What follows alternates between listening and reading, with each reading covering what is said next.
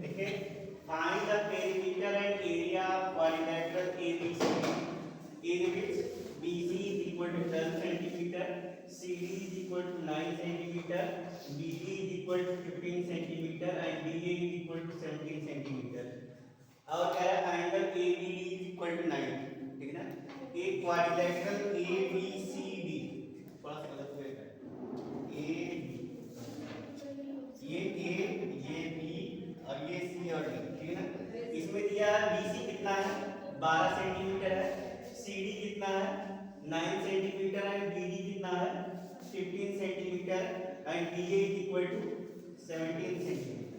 तो कह रहा है आपको क्या करना है, इसका पेरीमीटर निकालना है और पेरीमीटर के साथ साथ इसका एरिया भी निकालना है, ठीक है ना। तो हमको पेरीमीटर भी चाहिए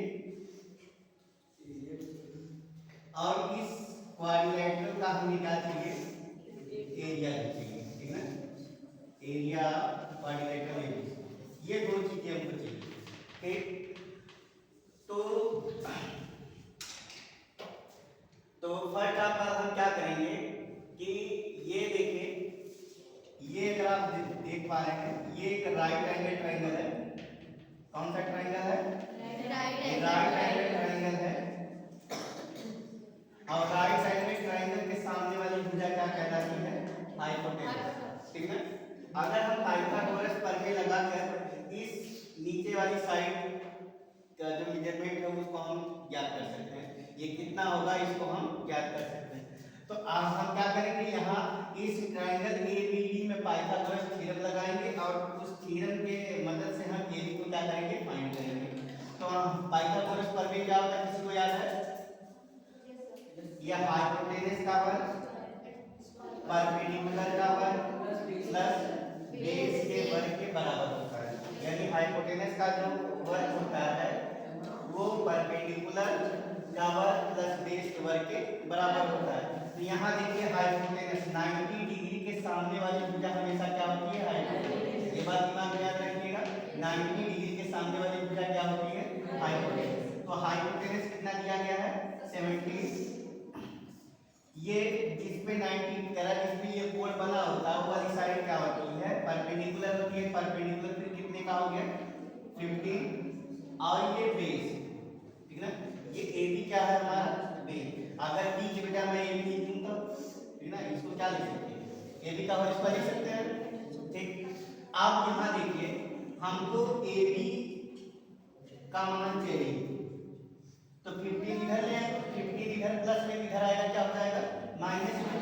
ये 17 का स्क्वायर माइनस 15 का स्क्वायर बराबर AB स्क्वायर हो जाएगा। और आप ये लोग एक आइडेंटिटी जानते होंगे, A square minus B square बराबर क्या होता है, A प्लस B और A माइनस B।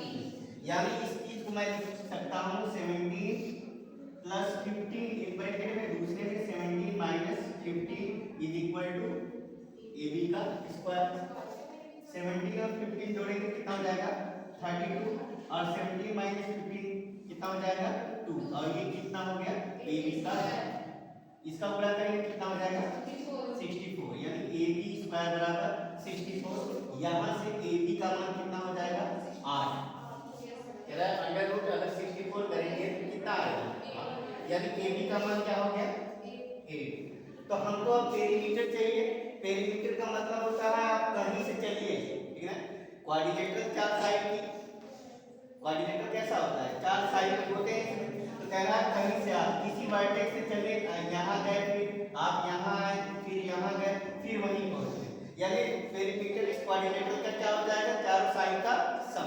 तो चारों साइड हमको पता हो गया कौन कौन सा। अगर मैं पेरीमीटर निकालना चाहूँ तो हमको क्या करना होगा, DC को जोड़ना होगा प्लस CD को जोड़ना होगा प्लस AB को जोड़ना होगा और उसके बाद प्लस AD को जोड़ना। तो सारे साइड हमको पता हो गए, तो इनको जोड़ देंगे 9 प्लस 12 प्लस 8 प्लस 17। तो इनको जोड़ेंगे कितना हो जाएगा 12 8 20 और 20 और ये 26 कितना हो जाएगा 46। कितना हो जाएगा 46, ये सेंटीमीटर। तो पेरीमीटर इसका कितना हो जाएगा 46। तो एक जो हमको पेरीमीटर निकालने के लिए कहा गया था, तो पेरीमीटर कितना निकल के आया है 46 सेंटीमीटर। और आपको और कह रहा है एक क्वेश्चन और पूछा था, इस क्वाड्रिलेटरल का हमको एरिया चाहिए। अगर आप ध्यान से देखें तो ये क्वाड्रिलेटरल जो है दो ट्रायंगलों से मिलकर बना है, ठीक ना।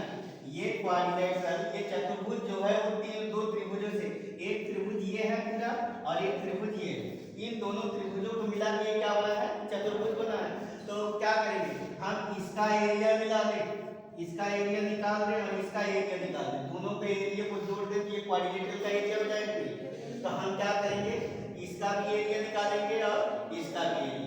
तो आपको पता होगा कि ये हीरोज फार्मूला पढ़ने से पहले हम लोग किसी भी ट्रायंगल का एरिया निकालने का फार्मूला जब जानते थे, उसमें कह रहा क्या होता था, अगर हमको बेस पता हो और हाइट पता हो तो उसका एरिया हम निकाल सकते थे।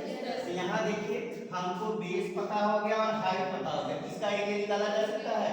तो यानी इस ट्रायंगल एबीडी का एरिया क्या हो जाएगा, एरिया ऑफ ट्रायंगल एबीडी क्या हो जाएगा, एबीडी क्या हो जाएगा 1/2, बेस कितना है 8 और हाइट कितनी है 15। यहाँ से काटेंगे तो कितना हो जाएगा 60 सेंटीमीटर स्क्वायर, ठीक है।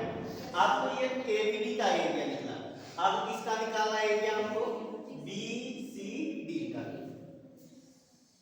एरिया ट्रायंगल बीसीडी क्या हो जाएगा। तो यहाँ देखिए ना तो कहीं परपेंडिकुलर है ना तो किसी को हम बेस मान सकते हैं। ये हाँ एक चीज हमको पता है कि इसके तीनों साइड हमको पता है, तो हम हीरोज का फार्मूला लगा के इसके इस ट्रायंगल का एरिया फाइंड कर सकते हैं कि नहीं, ठीक है ना। तो हीरोज का फार्मूला क्या होता था, ठीक है ना, वो देखिए अब हमको एरिया किसका चाहिए, बीसीडी का। तो किसी भी ट्रायंगल का एरिया अगर निकालना हो और उसको तीनों साइड, उसकी तीनों साइड दिया गया हो तो हम फार्मूला किसका यूज करेंगे, हीरोज का। और हीरोज का फार्मूला क्या होता है, delta is equal to S minus A S minus B और एस माइनस सी, ठीक है।